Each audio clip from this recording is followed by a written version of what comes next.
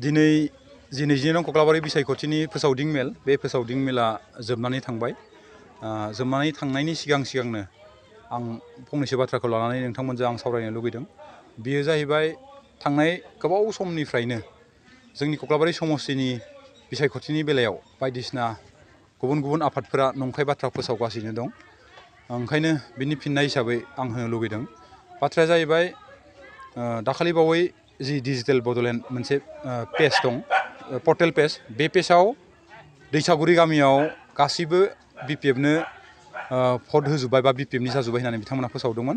आरो लोगो दैसागुरि गामिनिफ्राय गामि आफादा बिथांमोननि हेंथायै नैबे पेजाव फोसावदोंमोन। दा बाथ्राया जाहैबाय दिनैबो दहाय फुंनि बेलायाव आंनि न'आव गोबां सुबुंफ्रानो फैबाय थानायाव बिथांमोना आंनि न'नि सानजा साइडजों गब्लं मोनसेजों खेबखुमानानै बिथांमोना आंनि न'आव फैनाय सुबुंफोरखौ बलेर'जों गारि लाना फैसा लाना फैनानै साफायाव 200 रां राननानै हरदों होननानै डिजिटेल बड'लेण्ड पेज आरो फुंबिलि प्राइमारि बिपिएफ पेजाव फोसावदोंमोन। दा आं बिथांमोनखौ बुंनो लुगैदों, नैबायदि नंखाय फोसावनायनिफ्राय बिथांमोना जाहाथे गोजानाव थायो।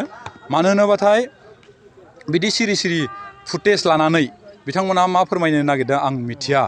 अब्लाबो नैबायदि फुटेजफोरा दामि दं। शंकर बसुमतारी बिथां आदानायावबो गोबां सुबुं थाङो।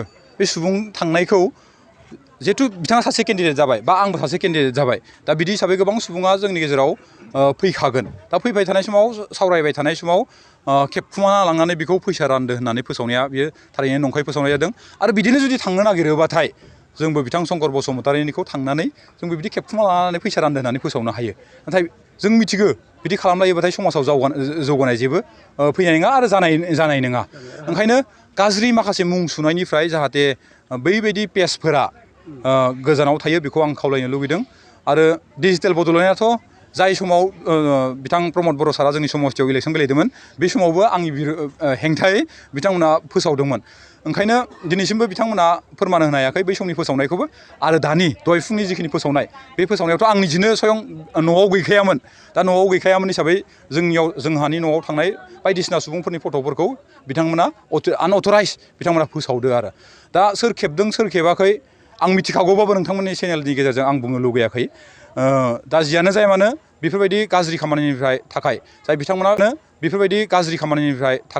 बिथांमोना बिदि खामानिखौ मावदों, बिथांमोनखौ आं खावलायनो लुगैदों जाहाथे उननि समफोराव बिदि जाहाथे खामानिखौ मावा।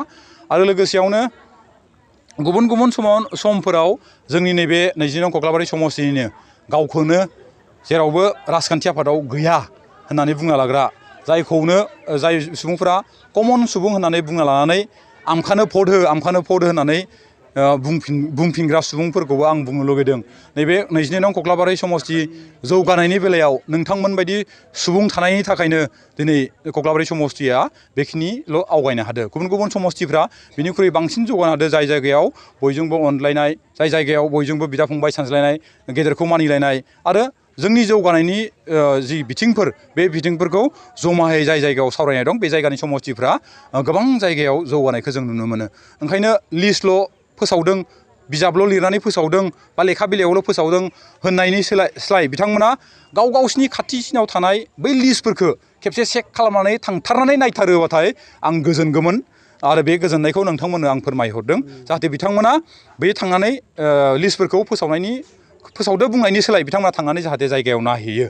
आरो लोगोसेयावनो आं बुंबावनो लुगैदों, जोंनि गेजेराव जिहेथु फोसावदिङा एबा बिसायख'थिया फैबाय थागोन आरो फोसावनाय बेलायाबो जाबाय थागोन उन समफोरावबो।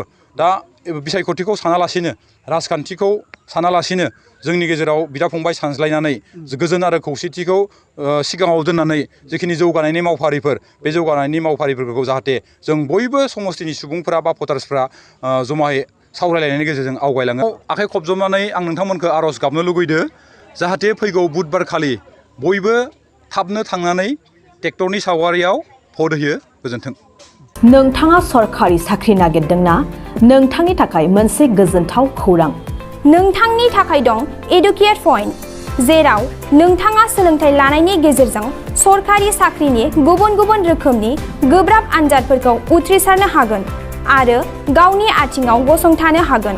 बे एडुकेयर पइन्टआव नोंथांमोना SSC, bank PO, bank clerk, bank SO, UPSC, FSC, defence, railway, state, state, insurance, AAO, ADO, एसिस्टेन्टजों लोगोसे स्टेट लेभेल जब आरो माखासे सरकारि साख्रिनि आनजादाव गोनांथि जानाय आयदाफोराव सोलोंथाइ लानो हागोन। मख'नो गोनांदि बे सोलोंसालियाव साख्रिनिल' नङा, बेयाव MBA आरो सैनिक स्कुल बायदियाव एडमिशननि थाखाय एन्ट्रेन्स होनो थाखायबो सोलोंथाइ लानो हागोन। बे सोलोंसालियाव गाहाम थाखो खथानि सुबिदा दं आरो सम मथे नोंथांनि सोलोंथाइखौ बे सोलोंसालियाव होनाय जागोन। बेखौबो मिथिनांगोन दि बे एडुकेयर पइन्टआव सोलोंथाइ लानानै बावैसो 2021-22 इं मायथाइनि एसएससि GDनि आनजादाव गासै 11 सा सोलोंसाफोरा उथ्रिसारनो हादों। बारा नङा, गासै 15,000 रांजोंनो नोंथाङा बे सोलोंसालियाव 6 दानसिम सोलोंथाइखौ लानो हागोन। बे सोलोंसालिया क'क्राझार, बरपेटा रड, गवालपारा आरो बङाइगावआवबो दं। क'क्राझाराव सोलोंथाइ लानो गोसो गुदुं जानाय सुबुंफोरा 70020263133 9101536360 70020263133 9101536360